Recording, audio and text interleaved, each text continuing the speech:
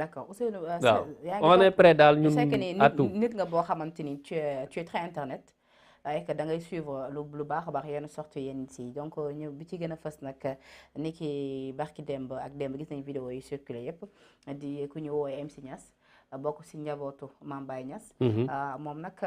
ni mooy sëriñu Adji Raby Sarr. et que Adji l'aurait confié que ni lii muy nekk di def nii yëpp dara amu ci et que yëpp ay manigance la. mu nekk nag vidéo bi nga xamante ni boobu ba tey mu ngi suscité benn coow ci toile bi depuis barki démb ba tey naka nga gisee nu ni mel ak tey ji est-ce que jàpp nga ni moom MC Niass li mu wax nii tey ji Adji Raby Sarr moo ko wax réellement. waaw bon j'ai vu la vidéo comme tout le monde mais man xaaruma cette sortie là pour avoir la ferme conviction que ni cette affaire là c'est un complot gis nga affaire bi ci na mu tàmbalee ba ni mu jeexee gis nga maanaam kuy liggéey ci base bi ci fen mënatoo construire lu solide et malheureusement la base de ce complot a été un mensonge et jusqu'à présent il y a des mensonges et plus on avance plus on découvre gis nga maanaam ñi nga xam ni tàmm nañ di jonjoog wàllu yoon ak wàllu enquête yow dès l'instant que ci enquête nga joxe ay c'est-à-dire contradiction yi rek fës ay contradiction tey nga wax lii buñ la confronté kële nga waxaat keneen tey nga wax li c'est-à-dire ay que des contradictions. mais n'oublions pas également que ni Ousseynou l'affaire est toujours pendant devant la justice donc est-ce que tey jii tamit thèse complot bi mën nañ ci am certitude. mais te buñ demoon tey jii ba blanchir ko ba mën nañ ko gëm. mais thèse complot bi chaque jour mu gën a feeñ chaque jour thèse complot bi gën a feeñ. ci naka. yow bu ñu c'est-à-dire comment une fille peut dire que dañ la violer nga dem tu n'as aucune preuve probante parce que pour dire que viol li koy attester c'est en fait il y a l'expertise médicale mais également il y a les conditions et ces conditions ne sont pas réunies donc kan yow. mais loolu mën na ci am certitude. xaaral ma ñëw parce que ani dossier bi mu ngi ci. non mais il y a le rapport médical qui écarte et le ministre de la justice. mais loolu c'est censé être confidentiel. non mais ñun ñëpp gis nañ amu ci mainmise. mais ñun ñëpp gis PV bi da nga ko gis. le PV circule yaay booy yow mii dossier Adji Sarr moom dossier bi amul dara lu lu ci parce que consulté nga PV yi. déet gis nga lépp. déet non si dañu wante dëgg. xaw ma ci dara gis nga dossier bi amul lenn lu ci ëmp Sénégalais yi. et d'ailleurs même les Sénégalais ont fait le procès public de ce dossier là. et plus on avance plus on constate léegi quelqu'un ki nga xam ni moom amul benn viol bu tegu ci kawam mais quel est l'intérêt à ce que mu ñëw takkal un acteur politique de la trempe du président Ousmane Sonko et c'est là où la question devient intéressante ci koo xamante ni yow CM2 est-ce que sa jàng àggoo CM2 mais tu as pu viser une plainte boo xamante ni citant des articles qui répriment le viol man Ousseynou Ly man mii jàng te am na lu ma jàng as tuut ci droit ñeme naa waat ne cette plainte je peux pas l'écrire je sais écrire une plainte mais je n'ai jamais écrit une plainte où j'ai visé les articles qui condamnent l'acte bii tax man may bind plainte musuma ko def te jàng naa droit de am na lu ma jàng ci droit mais man musuma ko def léegi koo xamante ni yow sa jàng àggul CM2 nga bind une plainte boo xamante ni une plainte aussi parfaite je n'ai jamais vu une plainte aussi parfaite ba yow sax enquêteur bi yow da nga ko xamal ne ko article yii liñ ma def article yii moo koy daan nga jël ko déposer ko. non mais ku ci nekk waa déglu ku ci nekk tey jii boo demee di bind sa plainte am nga droit tey jii man jàngu ma sama jàng sorewul ma ñëw gis yow mi sa jàng sore ma expliqué les faits. waaw léegi nga ñëw mais déet am nga droit. loolu c'est-à-dire non bindal plainte du délit mais nga ñëw ñu laajte ne la plainte bi yaa ko bind nga ne waaw tey mënoo boole di sujet verbe complément kon nañu wax ki bind plainte bi. gis nga. kan moo bind plainte bi selon toi duñ ci gis nga mbir mi. kan moo bind plainte bi selon toi. nañu dem rek bu fekkee on est dans un état sérieux laa wax enquête bi waroon sax génn gendarmerie waaye nag buñ demee ba ñi nga xam ni ñoo yoroon wàllu parquet ci jamono jooju di dugal ak génne di yokk ak kii maanaam ci PV yi yow gis nga yow Sweet Beauty bi nga xam ne moom la Ndeye Khady Ndiaye yor ku dem ba ne la jox naa enquêteurs yi samay page Facebook ñu dem indi la beneen page Facebook boo xam ne du sa page Facebook pour lan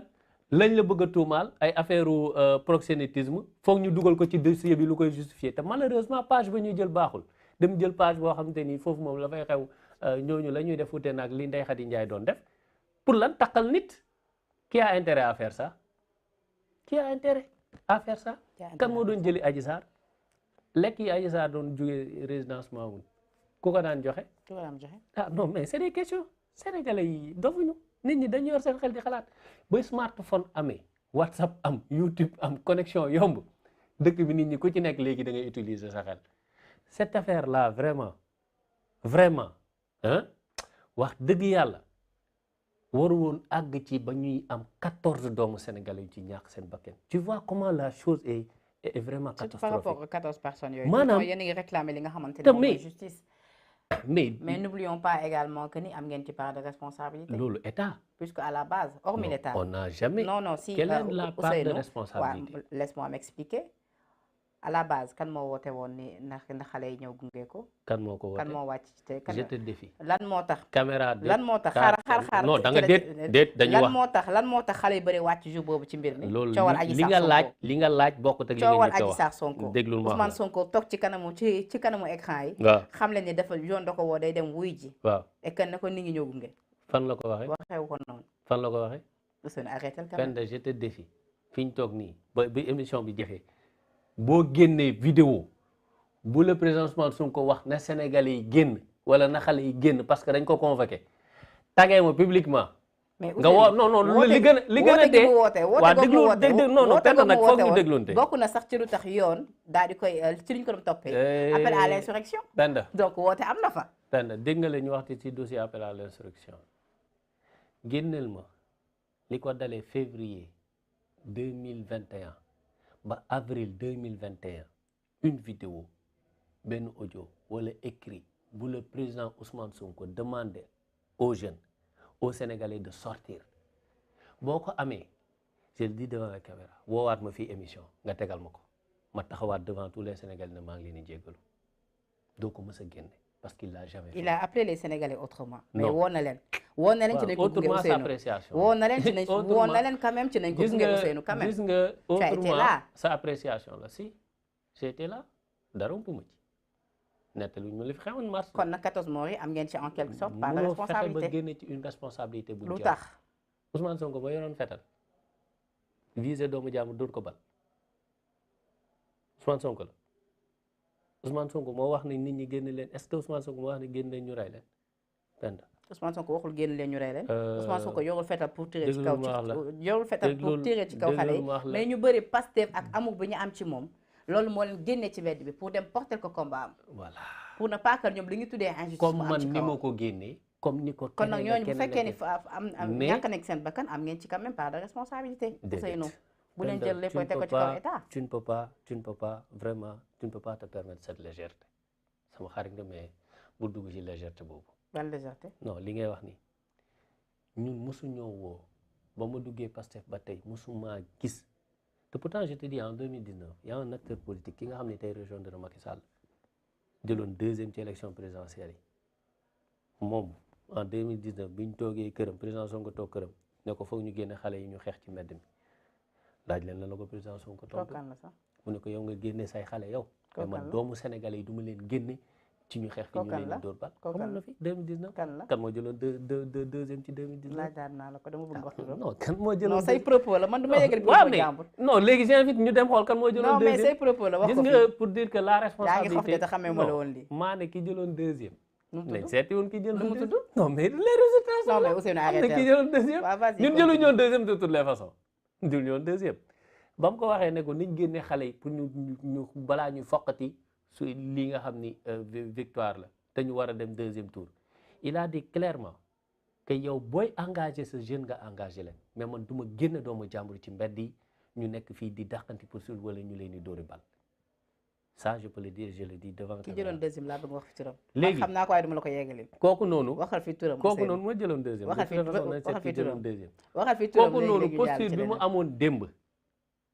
posture boobu la continuer li ci des nag mooy ñëw nañ ci situation déglul ñëw nañ ci situation